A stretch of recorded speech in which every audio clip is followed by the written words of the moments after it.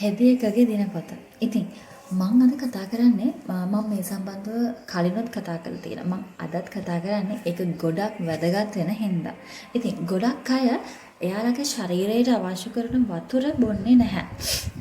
ඉතින් මෙන්න මේ හේතුව අපේ ශරීරයට කොහොමද බලපාන්නේ කියන එක මම හොස්පිටල් එකේදී ගොඩක් දුරට අත්දැකලා තියෙනවා. ඉතින් Rush with Health Tips YouTube channel එක subscribe කරලා මම ඒක දිගටම රැඳිලා ඉන්න.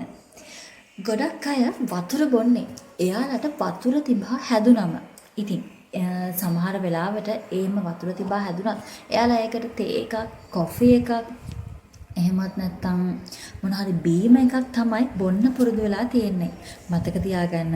ඔයාට වතුර තිබා හැදෙනවා කියන්නේම ඔයාගේ ශරීරයට අවශ්‍ය කරන වතුර ඔයා දීලා නැහැ. ඒ කියන්නේ ඔයාගේ ශරීරය දැනටමත් වේලිලා කියන එක. ඉතින් මේ නර්ස් කෙනෙක් විදිහට මට මේකට දෙන්න පුළුවන් හරිම සරල විසඳුමක්.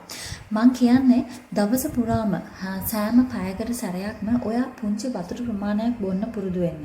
ඒක ඔයා වතුර තිබා හැදෙනකම්ම බොන්න බලාගෙන ඉන්න එපා.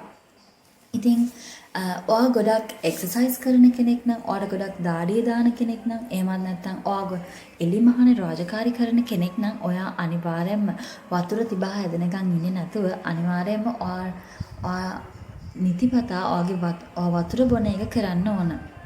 මම දැකලා තියෙනවා ගොඩක් අය වකුගඩු රෝගවලට එහෙම නැත්නම් කලාන්ත හැදිලා එයාගේ ප්‍රෙෂර් අඩු වෙලා මෙන්න මේ වගේ කරුණු වලට හොස්පිටල් එකට ඇඩ්මිට් වෙනවා.